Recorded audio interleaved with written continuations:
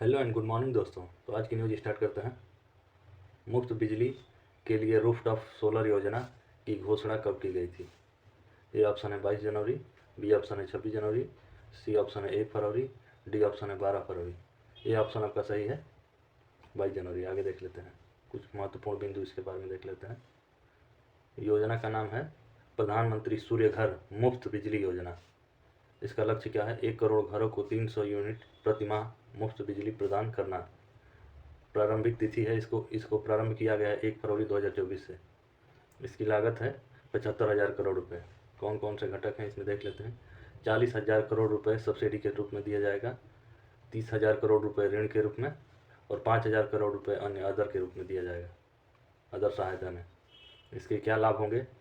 बिजली बिलों में कमी आएगी, ऊर्जा सुरक्षा में वृद्धि होगी, पर्यावरण का संरक्षण होगा और रोजगार का सृजन भी होगा। अब इसकी हिस्ट्री देख लेते हैं।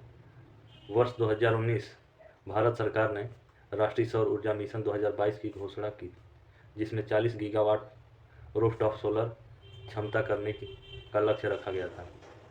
वर्ष 2020 कोविड-19 महामारी के कारण योजना में देरी हुई। 2022 में सरकार ने रूफटॉप सोलर योजना के लिए 4,000 करोड़ रुपए की सब्सिडी की घोषणा की तथा वर्ष 2023 में बजट में सरकार ने रूफटॉप सोलर योजना के लिए 10,000 करोड़ रुपए की घोषणा की। आगे देख लेते हैं हम। इस योजना की घोषणा पहली बार प्रधानमंत्री मोदी ने 22 जनवरी 2024 को अयोध्या राम मंदिर की प्रतिष्ठा के दिन की थी। वर्ष 2024 1 फरवरी को प्रधानमंत्री सूर्य घर मुफ्त बिजली योजना की शुरुआत हो गई। वर्तमान में देख लेते हैं अभी क्या चल रहा है इसमें। योजना अभी भी प्रासंगिक चरण में है। सरकार योजना के बारे में जागरूकता फैलाने के लिए काम कर रही है। कई राज्यों में योजना को लागू करने के लिए अपनी नीतियां बनाई गई हैं।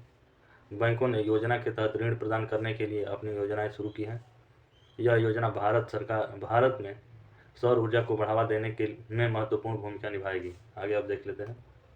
अगली न्यूज़ है अपार automated permanent academic account registry अपार आईडी पहल किस मंत्रालय ने शुरू की?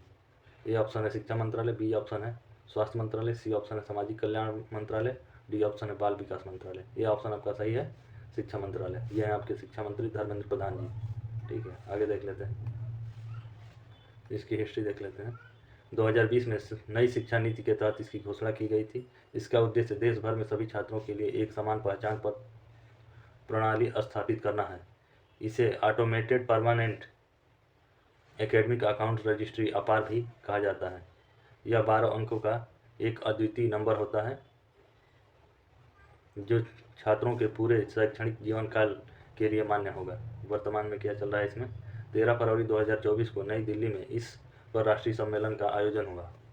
इस सम्मेलन में शिक्षा मंत्री, राज्य मंत्री, शिक्षाविद और अन्य हितधारकों ने भाग लिया। सम्मेलन में इस पहल के विभिन्न पहलुओं पर चर्चा हुई। अभी भी यह प्रासंगिक चरण में है और इसे चरणबद्ध तरीके से लागू किया जाएगा। अब आगे देखते हैं, प्रमुख बिंदु क्या हैं। यह छात्रों के लिए कई लाभ प्रदान करेगा, जैसे प्रवेश और परीक्षाओं के लिए पंजीकरण में आसानी, छात्रवृत्ति और अन्य लाभों का त्वरित वितरण। अगला पॉइंट है शैक्षणिक डेटा का सुरक्षित और डिजिटल भंडारण। अगला पॉइंट है शिक्षा प्रणाली में पारदर्शिता और जवाबदेही में वृद्धि होगी। आगे की राह इसमें क्या होगी हो सकती है? इस पहल को सफल बनाने के लिए सरकार, शिक्षा संस्थानों और छात्रों के बीच समन्वय आवश्यक है। इस पहल को लागू करने के लिए आवश्यक बुनियादी ढांचे का विकास किया जाना चाहिए। अगला है छात्रों और अभिभावकों को इस पहल के बारे में जागरूक किया जाना चाहिए। अब आगे देखते हैं, इसका निष्कर्ष क्या हो सकता है। One nation one student ID card एक महत्वपूर्ण पहल है जो शिक्षा प्रणाली में सुधार लाने के लिए में मदद कर सकती है। इसे सफल बनाने के लिए सभी हितधारकों को मिलकर काम करने की आवश्यकता है। अब आगे देखते हैं, एम्स नई दिल्ली और लिवरपूल विश्वविद्यालय ने कैंसर अनुसंधान में सहयोग करने के लिए प्रारंभिक समझौता ज्ञापन पर हस्ताक्षर कब किए? ए ऑप्शन है वर्ष 2021, बी ऑप्शन है वर्ष 2022, सी ऑप्शन है वर्ष 2023, डी ऑप्शन है वर्ष 2024। बी ऑप्शन आपका सही है, 2022 में किया गया था। अब आगे देख लेते हैं, इसकी हिस्ट्री देख लेते हैं। 2023 एम्स नई दिल्ली और लिवरपूल विश्वविद्यालय ने कैंसर अनुसंधान के लिए एक सहयोग समझौते पर हस्ताक्षर किए। वर्ष 2022 में दोनों संस्थानों ने कैंसर अनुसंधान में सहयोग करने के लिए एक प्रारंभिक समझौता ज्ञापन पर हस्ताक्षर किए। वर्ष 2021 में एम्स और लिवरपूल विश्वविद्यालय के शोधकर्ताओं ने कैंसर अनुसंधान पर एक संयुक्त कार्यशाला आयोजित की थी। वर्तमान में देख लेते हैं, प्रेजेंट में। समझौता ज्ञापन के तहत दोनों संस्थान कैंसर अनुसंधान पर संयुक्त परियोजनाओं पर सहयोग करेंगे। वे डेटा और ज्ञान साझा करेंगे और शोधकर्ताओं और छात्रों का आदान प्रदान करेंगे। वे कैंसर के रोगियों के लिए बेहतर उपचार और रोकथाम के उपायों को विकसित करने के लिए मिलकर काम करेंगे।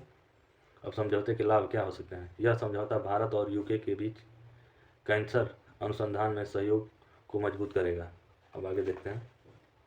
यह दोनों देशों के शोधकर्ताओं के लिए नए अवसर पैदा करेगा। अगला पॉइंट है, यह कैंसर के रोगियों के लिए बेहतर उपचार और रोकथाम के लिए उपायों के विकास को गति देगा। आगे की योजना इसमें क्या है और क्या हो सकती है, देख लेते हैं। दोनों संस्थान कैंसर अनुसंधान पर संयुक्त परियोजनाओं के लिए धन प्राप्त करने के लिए मिलकर काम करेंगे। वे कैंसर रोगियों के लिए जागरूकता और शिक्षा कार्यक्रमों को विकसित करने के लिए भी मिलकर काम करेंगे। अगला पॉइंट है, यह समझौता भारत और यूके के बीच कैंसर अनुसंधान में सहयोग के लिए एक महत्वपूर्ण कदम है।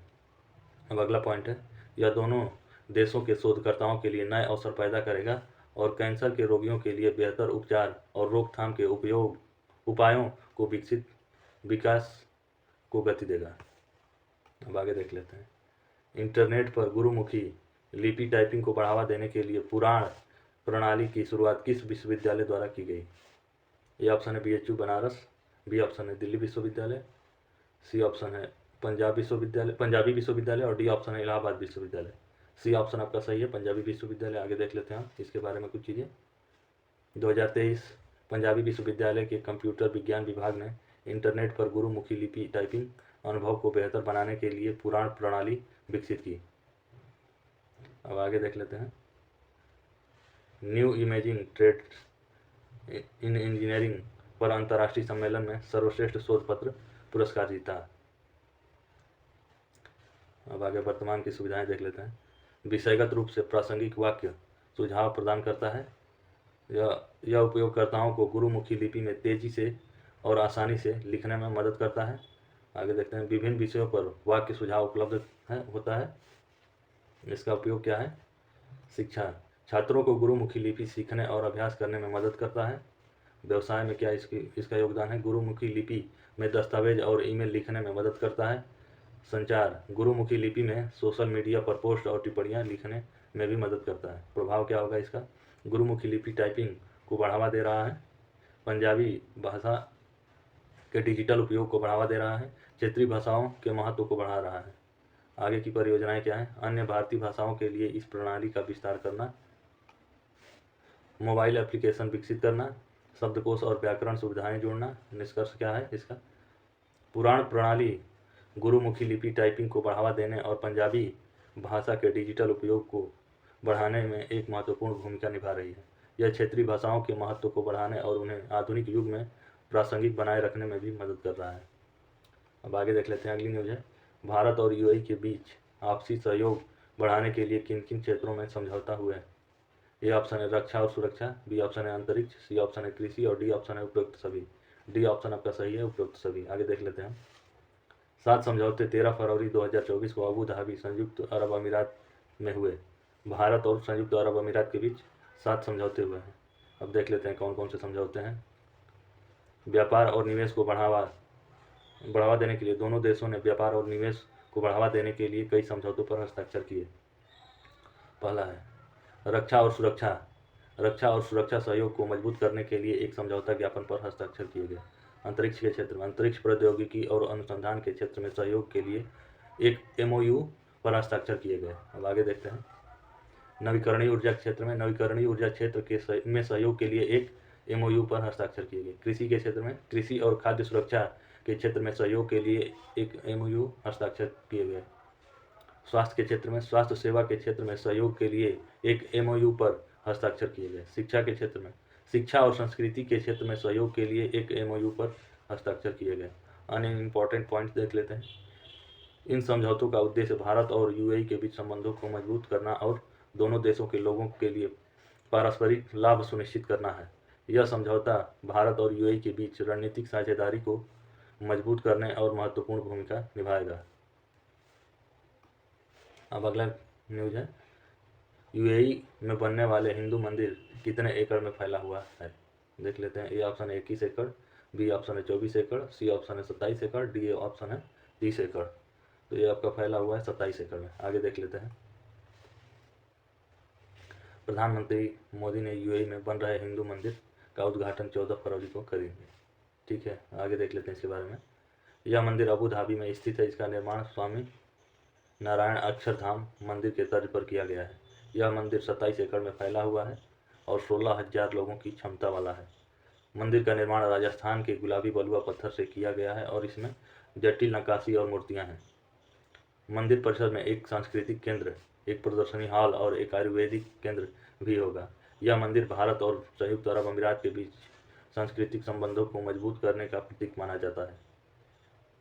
BAPS एक ऐसी संस्था है जिसने दुनिया भर में 1100 से ज़्यादा हिंदू मंदिरों का निर्माण किया है। स्वामी नारायण संप्रदाय ने फरवरी 1822 में गुजरात के अहमदाबाद में अपने पहले मंदिर निर्माण का काम शुरू किया था।